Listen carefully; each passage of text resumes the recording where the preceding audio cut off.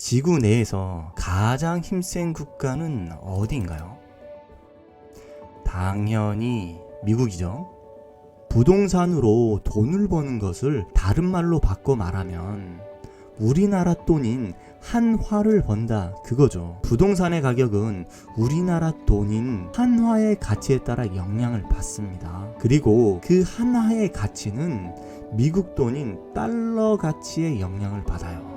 즉 달러의 가치에 따라 우리나라 한화의 가치가 달라진다는 것이고요. 그것이 부동산 가격에 영향을 준다는 거죠. 쉽게 말하면 미국의 정치 경제 상황이 우리나라 부동산에까지 영향을 준다는 거예요.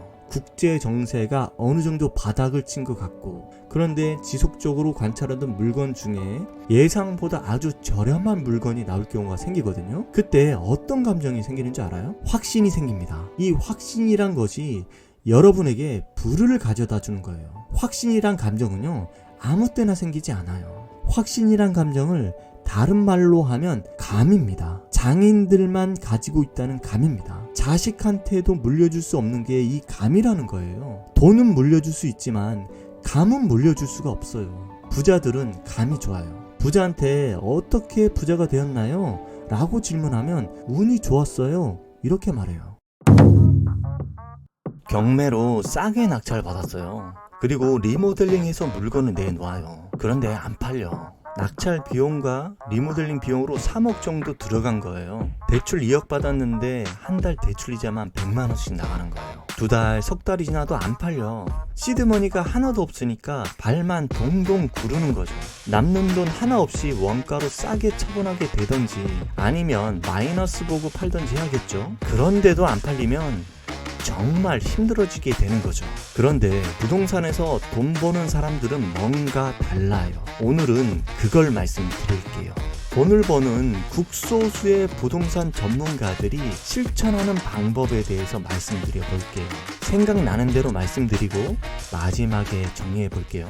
지구입니다. 우주에서 가장 힘센 행성은 어디인가요? 지구인가요? 그럼 지구 내로 한정지어 생각해 볼까요? 지구 내에서 가장 힘센 국가는 어디인가요? 당연히 미국이죠. 왜 미국이 힘센 국가인가요? 해군력 때문입니다. 무역을 할 수 있게 바다 안전을 보장해 주잖아요. 예전에는 해적들 때문에 무역을 잘 할 수 없었죠. 수출로 먹고 사는 우리나라가 아주 큰 수혜 국가가 됐던 거예요. 전 세계의 기축통화는 미국이 달러죠. 기축통화의 뜻은요, 기업이든 국가든 국제적으로 서로 결제도 해줘야 되잖아요. 금융거래도 해야 되고요. 거기에 사용하는 돈을 말하는 거예요.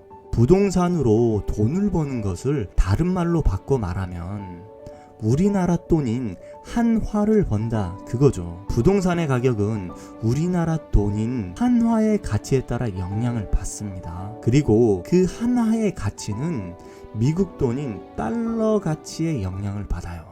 즉 달러의 가치에 따라 우리나라 한화의 가치가 달라진다는 것이고요. 그것이 부동산 가격에 영향을 준다는 거죠. 쉽게 말하면 미국의 정치 경제 상황이 우리나라 부동산에까지 영향을 준다는 거예요. 물론 반론을 제기하는 사람들도 있을 거예요. 부동산에서 나온 개별성과 국지성 때문에 오르는 시기가 다 틀리다고 할 수도 있어요. 여기서 부동산에서 말하는 개별성과 국지성이 무슨 말이냐면요, 개별성은 똑같은 것은 하나도 없다는 뜻이고요. 그리고 국지성은 부동산이란 게 움직일 수 없잖아요. 지역마다 부동산 수요 공급이 다 다르기 때문에 가격도 다 다르게 나타난다 그겁니다. 물론 이게 다 맞는 말이기도 해요. 하지만 안전하게 돈을 잃지 않는 법은요, 소시적인 돈의 움직임을 먼저 바라봐야 된다는 거예요. 돈이 들어오기 전까지 준비하고 있다가 들어올 때 죽을 힘을 다해 노를 젓는 거죠. 부자는 경제가 좋을 때보다 경제가 바닥을 칠 때 더 많이 나온다고 합니다. 부동산에서 돈을 잃지 말아야 하는 이유는요, 아까 서두에서 제가 말씀드렸는데요, 투자금이 100만원, 1000만원 단위가 아니라 억 단위라는 것 때문이에요. 단 한 번의 실수로 오랜 기간 재기를 못할 가능성이 높기 때문입니다. 우리나라 부동산 상황이 지금 어떤가요? 부동산 PF 부실부터 시작해서 부동산 가격이 하락 중에 있는 건 모두가 아는 사실이죠.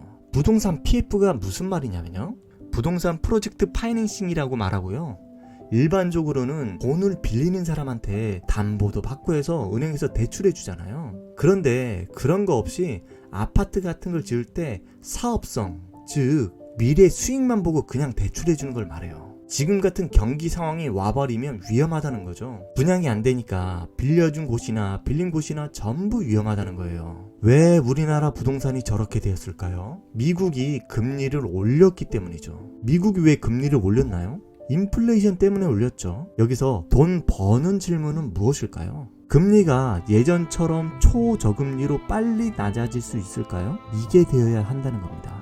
만약에 예전처럼 초저금리로 돌아가지 않는다면 어떻게 될까요? 부동산 위기가 지속적으로 터질 수 있다는 말이 됩니다. 그럼 금리를 결정하는 사람들, 즉 미국의 정치, 경제를 책임지는 사람들의 생각이 어떤지 공부해 봐야 한다는 거예요. 미국 대통령인 바이든, 미국 연방준비위원회 의장인 파월과 그 위원들 생각들이 중요하다는 거죠. 바이든은 지금 어떤 생각일까요? 당선 전까지는 경제가 좋도록 유지하고 싶어, 이런 생각? 연준 의장인 파월은 지금 어떤 생각일까요? 인플레이션도 잡히는 것 같은데, 고용도 둔화되고 정치적인 것도 고려할 듯하고, 이 시점에서는 금리를 더 이상 올리지 않아도 될 것 같은데 2024년에는 내릴 수도 있어, 이런 생각이지 않을까요? 부동산 하는 사람들이 여기서 정말 중요하게 생각해야 하는 건요, 미국의 기준금리예요. 전문가들이 올해 3월 정도부터 0.25%씩 내릴 수 있다고 생각하는 것 같습니다. 지금 미국 경제는 좋아요. 고용도 아직은 좋아요. 인플레이션이 낮아지고는 있지만 급격하게 낮아질 것 같지는 않아요. 그 이유는 내년 미국 대선 때문에 바이든이 당선되려면 경기 침체 없이 가야 되기 때문이에요. 즉 급격하게 돈줄을 줄이지는 못할 것 같아요. 경제에 정치가 영향을 안 미칠 수는 없어요. 그런데 만약 미국 연준이 금리를 급격하게 내리는 것도 시장에는 좋진 않아요. 물건이 안 팔리고 경제가 안 좋다는 거거든요. 그건 인플레이션을 걱정하는 게 아니라 디플레이션을 걱정해야 하는 거예요. 디플레이션은 경제가 안 좋아서 물가가 하락하는 걸 말하는 거예요. 지금으로서는 금리를 급격하게 내릴 것 같진 않아요. 우리나라는 미국이 금리를 내리는 것을 먼저 보고 내릴지 말지 정말 고민을 많이 할 것 같아요. 원래 금리가 낮아지는 걸 보면서 부동산 경기를 지속적으로 관찰해야 돼요. 관심 있는 아파트가 있다면 그 아파트를 타겟 삼아서 하루에 한 번은 물건을 검색해 봐야 해요. 그 아파트에 현재 물건이 어떤 게 나와 있고 시세는 얼마이더라, 하루 한 번 들어가서 봐야 해요. 매일 보다 보면요, 다 똑같은 물건이라서 5분 정도밖에 걸리지 않아요. 그러다가 가끔 시세보다 저렴한 물건이 나오죠. 금매 물건이라고 하죠. 그러면 국토부 실거래가 사이트 들어가서 그 아파트가 최근 얼마에 거래되고 있는지 살펴보고 지금 나온 물건이 저렴한지 다시 한번 검토해 봐야 해요. 그리고 그 물건을 내놓은 부동산에 전화를 한번 해보는 거예요. 왜 싸게 나왔는지 봐야 하는 거죠. 일주일에 한 번은 경매 사이트 들어가서 타겟 삼은 아파트가 경매에 나와 있는지도 지속적으로 검토해 봐야 해요. 경매가는 얼마에 형성되는지도 파악하고 있어야 되는 거죠. 그러면서 검색하는 시간이 효율적으로 줄어들 거예요. 그럼 다른 아파트를 타겟 삼아 하루에 2개, 3개의 아파트를 넓혀가 보는 거예요. 시간이 지나면서 점점 정보의 축적량이 늘어나게 됩니다. 판단 능력이 높아진다는 거예요. 그러다가 국제 정세가 어느 정도 바닥을 친 것 같고, 그런데 지속적으로 관찰하던 물건 중에 예상보다 아주 저렴한 물건이 나올 경우가 생기거든요. 그때 어떤 감정이 생기는지 알아요? 확신이 생깁니다. 이 확신이란 것이 여러분에게 부를 가져다 주는 거예요. 확신이란 감정은요, 아무 때나 생기지 않아요. 확신이란 감정을 다른 말로 하면 감입니다. 장인들만 가지고 있다는 감입니다. 자식한테도 물려줄 수 없는 게 이 감이라는 거예요. 돈은 물려줄 수 있지만 감은 물려줄 수가 없어요. 부자들은 감이 좋아요. 부자한테 어떻게 부자가 되었나요? 라고 질문하면 운이 좋았어요, 이렇게 말해요. 왜냐하면 그 감이란 걸 어떻게 설명할 수가 없기 때문이에요. 부동산 바닥은요, 미국의 기준금리가 낮아지고 국내 은행들이 금리를 엄청 낮췄는데도 사람들이 대출을 받지 않아요. 이제부터 폭락이 더 시작된다, 부동산 이제 끝났다, 막 이렇게 떠들고 다닐 때입니다. 그때 부동산 경매를 보면요, 대장 아파트들도 경매에 나와 있어요.